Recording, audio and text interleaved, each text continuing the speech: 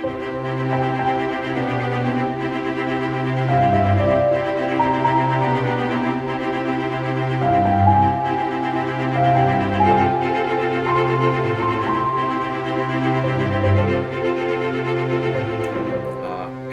Superboy Legacy fans. This is your Superboy fact checker, now known as the Superboy historian, Chris Jacobsen. Here with me, as always, is Tom Gallagher. I'm glad you like your new title of Superboy historian. Yeah, I think it's a nicer title than fact checker. But yeah, we'll probably still call you up with fact checker. Sam. Yeah, he definitely is the one that named you that. Yeah, because it's part of the reason why we were so happy to have you join the team back then, because it's just we like the fact that you had all of this knowledge you could pull out of nowhere. But we're really getting off subject now. We're going to do another commentary for you now today. Yes. This is season 3, episode 21, Jackson and Hyde, which is kind of a guilty pleasure episode for me, but it's been a little while since I've seen it. I don't know, maybe it will turn out that it's better than I remember, and I'll, much like when last week we watched Brimstone, maybe I'll get annoyed with myself and be like, why the hell did you wait 10 years to watch this one again?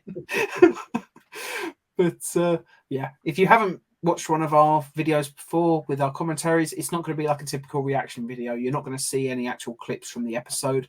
It's like on Patreon where people give you the full uncut reactions. You'll just have to get your own copy of the show and sync it up with us. We'll count you in with a 3, 2, 1 play, and yeah, just watch alongside us. So get ready. Season 3, episode 21, Jackson and Hyde. 3, 2, 1, play. Right. There we go. Now, one of the reasons I wanted to watch this episode is purely because I don't think the character of Dennis Jackson had enough centric episodes, just episodes based around him. Yeah, I mean, there were moments where in most of the episodes where it was, he took center stage, but not. Oh yeah, he always had a moment to shine, but he never. It was quite rare that he had an episode completely based around him. Yeah, but he's fantastic, and he's a character that we both really enjoy. So, didn't take much for us to decide we'd be watching this one today. Yeah, and Robert Levine is such a great actor. Definitely is. Got to get him on the show at some point if we can, but I know he's retired. I think he's living in Italy or something, if I remember right. I'm like, good for him. I can imagine much worse places to retire to than Italy. Yeah, like Detroit. Oh, if anyone out there from Detroit is watching, I hope you don't get annoyed. And if you don't get annoyed, I'm sure you agree with us. Yeah. One thing we didn't mention is that the special guest star in this episode is Juice Newton, a very famous singer and actress. Although she didn't do that much acting. I can't say I'm really familiar. I can't say I recognize the name, to be honest. Yeah, she was really big in the 80s, with singing. Is this Juice Newton, the blonde on screen now? No, this is Heather Ehlers. Okay, I was going to say, because I don't know her either. But it is always funny when they give other like bureau agents or whatever a little bit of a moment to shine. Like, yeah. They must have more people working for them than Matt, Clark, and Lana. So it's always nice when they give them a chance. It's one of the reasons I love Paranoia, because obviously it reveals that Jack Larson and Noel Neal are two of the people at the bureau. Yep. Despite them both being older than Dennis Jackson. Yeah, that scene that we just missed when the character being played by Heather Ehlers was saying, why is he in such a rush? And Lana just says, well, he's a civil servant. It's 5:00. What do you think? It's nice just to see Jackson outside of the office set, though, like just flirting with a woman there at the traffic light. It's just nice little character moments. Yeah, and then she insults him by saying, oh, my grandfather had a car just like it.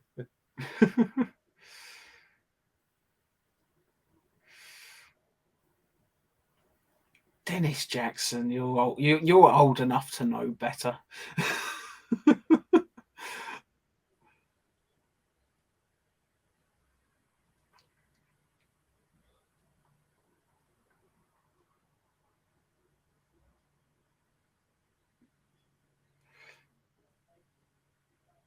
Now, considering how many times he's met Superboy by this point, as soon as I was in trouble like this, I would just immediately start shouting the name Superboy.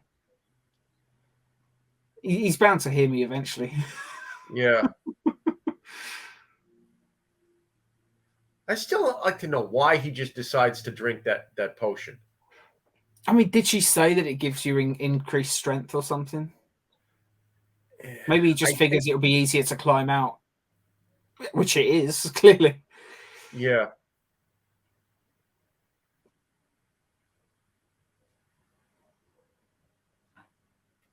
You could kind of tell that was not Robert Levine at first. Yeah. Which obviously is why you can this tell scene when they works cut so to well actually meet him, but yeah.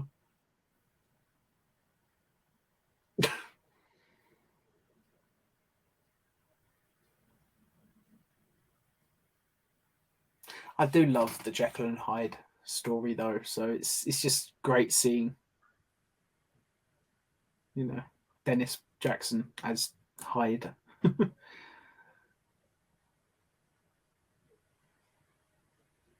That's not Eddie.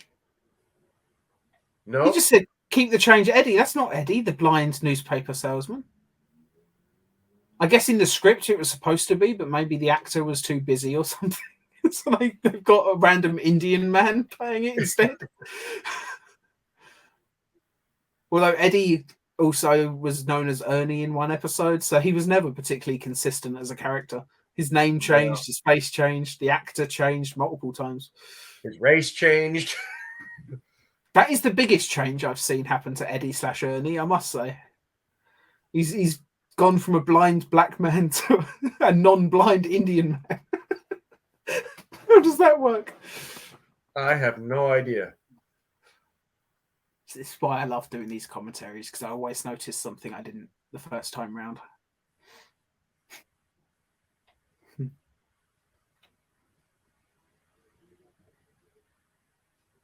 And there's another appearance by Doug, the annoying bureau staffer. Yeah,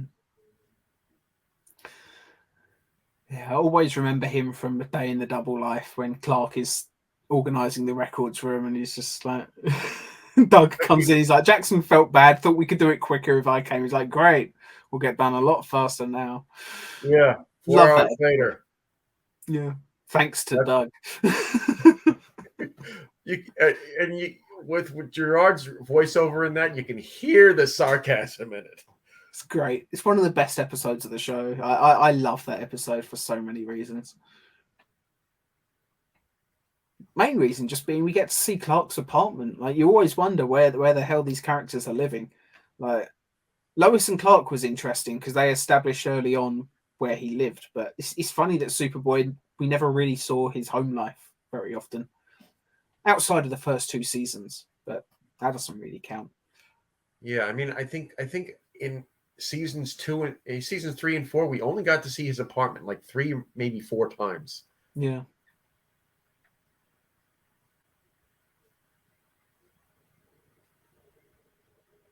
So, is the suggestion there the woman beaten to death? Is the suggestion that Dennis is the one that did it? Or is it somebody else that's been under the influence of this potion?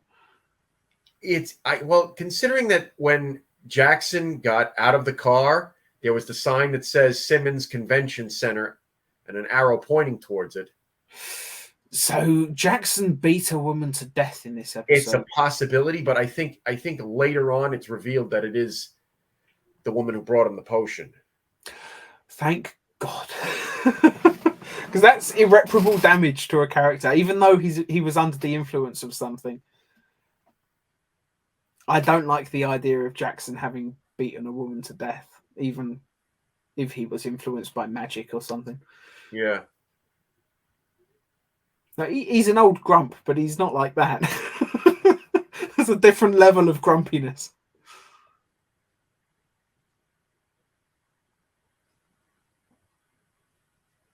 and this scene right here with Juice Newton and of course Dennis and Matt is so great. It's just nice seeing Dennis and Dennis Jackson and Matt Ritter there just having a conversation. Not like half of it is obviously he's there as an employee of Jackson, but it's obvious they're actually friends, and it's nice to see moments like that because we didn't get them very often. Yeah, I think the only other time we got to see an interaction like this with them was in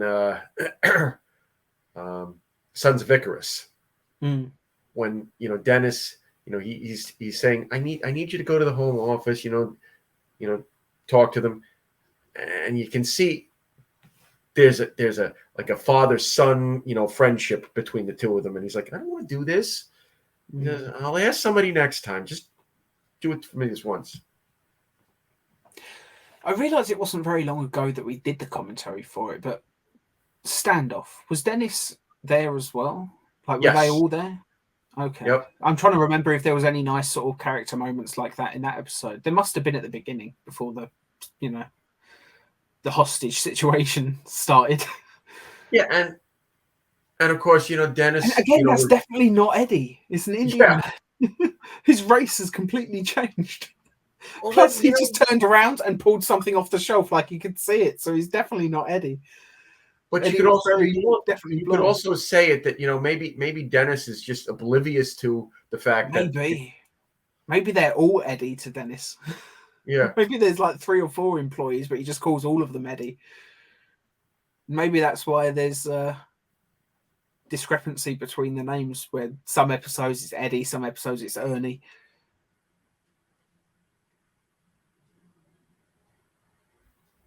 Maybe at some point Lana was told the wrong name or something, and that's why she calls him Ernie. I don't know. So this actress here isn't the one that you said? That's the one who was in the office early on, isn't it? Yes. Okay. That's the only thing when I don't recognize guest stars. I have no idea which one it might be. I know the guest star's a woman. That's all I know, unfortunately.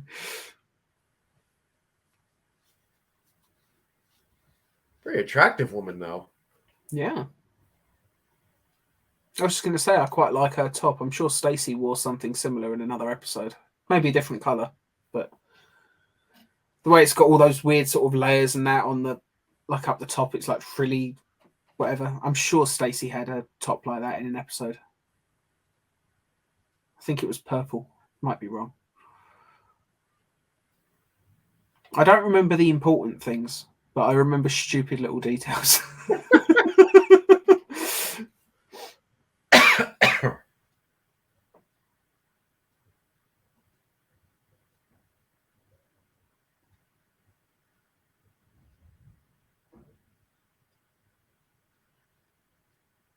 It is nice seeing Dennis outside of the office environment trying to, I always assumed he had a wife or something, I guess, when I was first watching this as a kid. Because, it's like Perry White, like he's got Alice waiting at home. But you see him in this, and it's clear he's single, and he is looking. Yeah. Just gives us an extra dimension to this character that I really appreciate. And the fact that he needs this potion to get his confidence up. Maybe he's kind of like Raj from Big Bang Theory. He can't talk to women, and maybe because all the years that he spent on the job, maybe it's made it worse. Or maybe he had a wife at one point, and it's just, he's of the older side. Maybe his wife died a few years before the show or something, and he's just. It happens with a lot of people, like they'll get divorced later in life, and because they've been married for so long, they don't know how to initiate a new relationship. Yeah. That's always what I assumed. Like he was either divorced or his wife had maybe passed away, and he was just out of practice.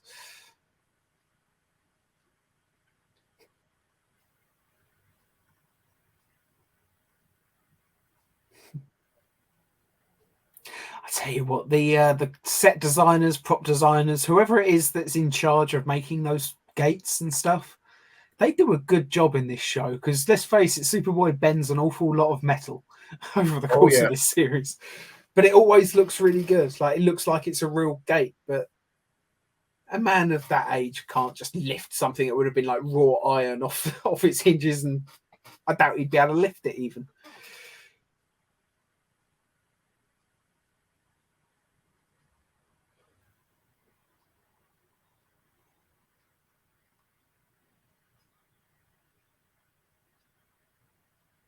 His performance is good as well, though. He's got these very wide eyes that make him look sort of manic. And yeah, I wish he'd had more episodes where he was the focus because he was really good. I say the same thing about Matt. You know, I wish Matt had more episodes. Oh, boom mic just came into shot for a second. Did you see it? Oh, I saw. It's funny when I was posting AI upscale clips of Bride of Bizarro. Actually, no, it was To Be Human. Someone said, "Oh, this is the episode that's got the infamous boom mic into shot." And I said, "Well, if you look at the clips, there's actually 3 separate occasions where the boom mic pops into shot." I don't know what happened on that episode, but the boom keeps dropping into frame.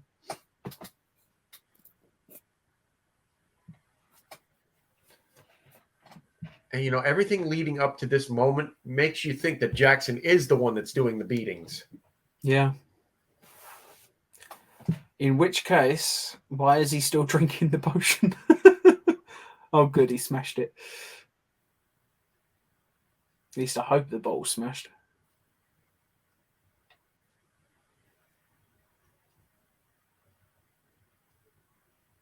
But that's the Jekyll and Hyde story, isn't it? At a certain point, it almost becomes like an addiction.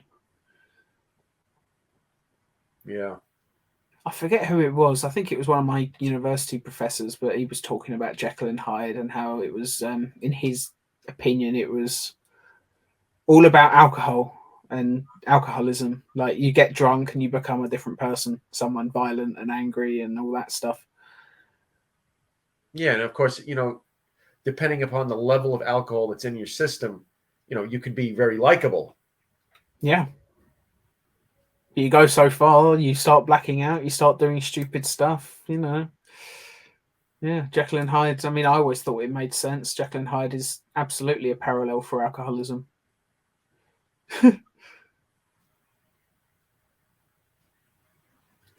Oh. I like Clark's shirt. I've not seen him wear that one. It's a very early 90s shirt, but I've always quite liked early 90s shirts. It's got an interesting pattern to it. I doubt anyone will get this reference, but it looks like he bought it in Dan Flash's at the shops by the creek. And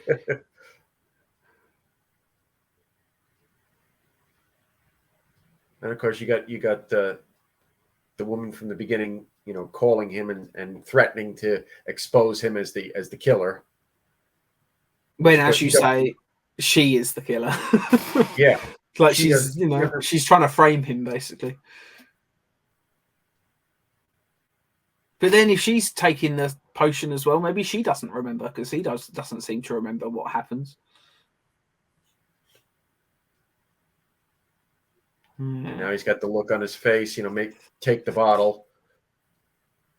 I mean, that look on his face, I mean, I half expected him just to pick up that entire thing and steal all of them. Oh. And here comes Matt.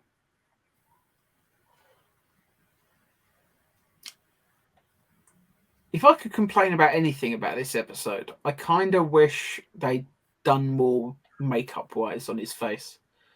He sells it with his performance, don't get me wrong, but I kind of wish that they'd, I don't know, done a little bit more than they have.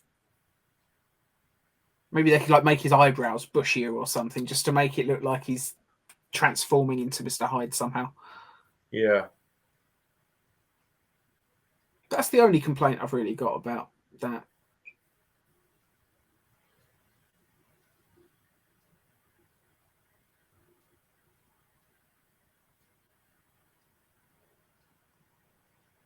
Again, the prop maker / set designer or fabricator, whatever they call them. I always appreciate well-made breakaway furniture and stuff like that in TV shows.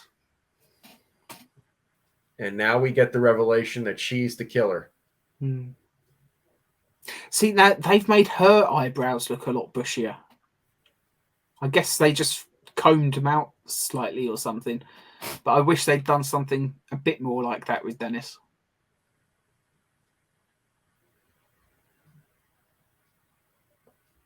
I always thought that it's more, the fact that, she's been prolonged exposure to this stuff. Yeah. But I mean, Hyde, I think in the books, Hyde did look like a different person. I think there's parts of the book where he's not immediately recognized as Jekyll. Yeah. So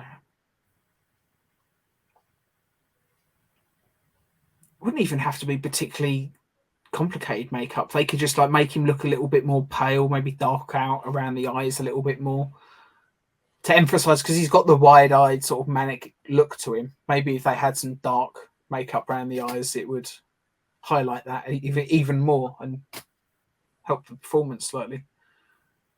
But like I say, it's a stupid little nitpick.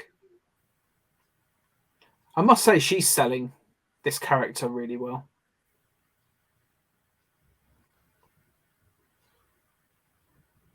I like that both actors under the influence of this potion are acting in a similar way. They both have very wide eyes, very manic. It's like the actors got together and said, we should probably make sure our performances are consistent with each other. Right. Or they just had a director who really knew what he was doing. And yeah, a talented director could just make that happen, I guess.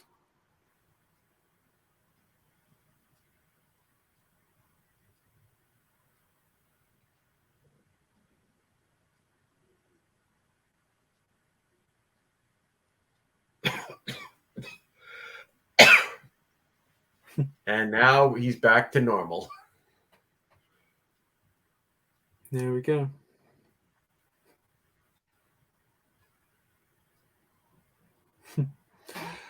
So yeah, an episode that, it's a bit of a guilty pleasure. I've not seen it for quite a long time, but I thoroughly enjoyed watching that again. I think the performances is completely carried by the performances. So yeah, I think it's just a really fun episode. Yeah. Imagine though if it had been done as an hour-long episode, and I say this a lot. Yeah. But imagine if it had been done as an hour-long episode. There would have been a little bit more drama to the whole. Am I the killer? Mm. But I like how it feels. Even if it wasn't an hour-long episode, if it was a two-parter, you could have made the cliffhanger for part one be Dennis Jackson seeing the newspaper and be like, "Did I kill someone?" and not knowing what to do. Like that would have been a pretty cool cliffhanger. Like, what are they going to do? Dennis Jackson had just beaten a woman to death. How are they going to resolve this? Like, that would have been great. But I think you're right. I think if it was a little bit longer, they could have drawn out that whole "did I murder someone? Did I not?" subplot. They could have developed the sort of addiction side of the potion story. They could have really developed that a little bit more and made it more of a gradual change, where maybe the first time he takes the potion, there is no downside. Like, that could have been interesting. Like, the first time, he just has a really great time. Like a lot of those hardcore drugs. Like the first time you do crystal meth, I'm sure it's brilliant. It's just all the times after that it's not. This is basically the Jekyll and Hyde story. I mean, at the beginning of the story, when he becomes Hyde the first time, he loves it. He's the life of the party when he goes to that bar. Everybody likes him.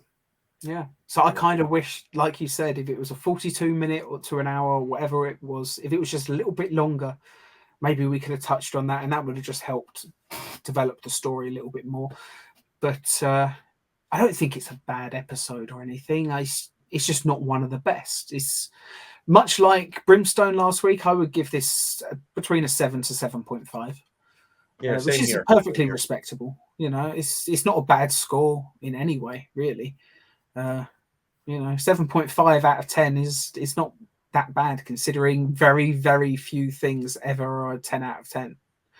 You know, 9 is usually the limit most people go when they review stuff, but we love this show so much, it's hard to be objective sometimes. So we do sometimes rate stuff 10, like Road's Not Taken. I'm sure technically it's not a 10 out of 10. It's probably a 9.5 or something, but yeah. Yeah. So yeah, I really like this episode. I think it's always nice to see Robert Levine get something to do. Same goes for, you know, the character of Matt Ritter. His name is just popped out of my head, so I do apologize for that.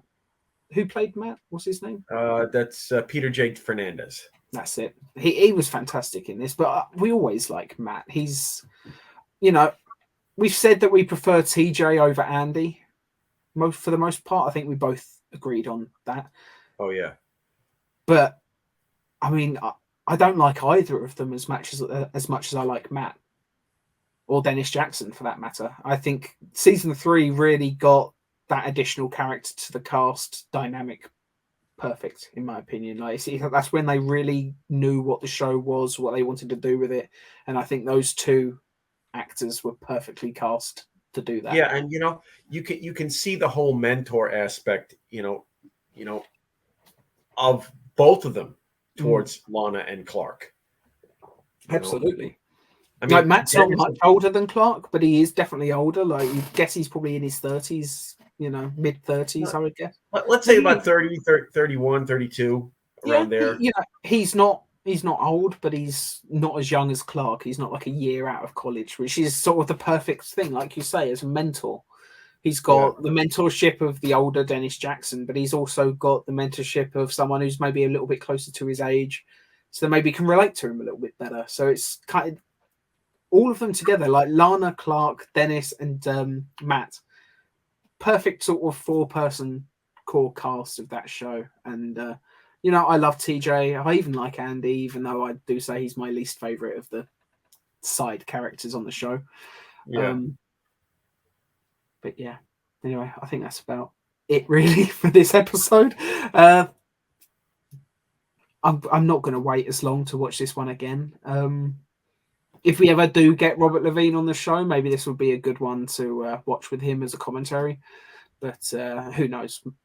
He's retired, so I'm not holding my breath, unfortunately, on him, as much fun as it would be. But if there is anyone out there that has his contact info, you know, email superboylegacy@hotmail.com and let us know how we can get in touch with him. We'd certainly appreciate that. But yeah, be sure to tune in again next week. Be sure to, you know, leave us a like, share, subscribe, leave us some comments. See if you've got any requests for commentaries or even just topics for the podcast you would like us to tackle. Get in touch, let us know. We always love doing the requests. So again, see you next time. Goodbye. Yep. Same super time, same super channel. Up and away. Rocketed from a distant planet to a bold new destiny on Earth. Found by a Kansas family and raised as Clark Kent, he learned he possessed the strength of steel, the speed of light, and the desire...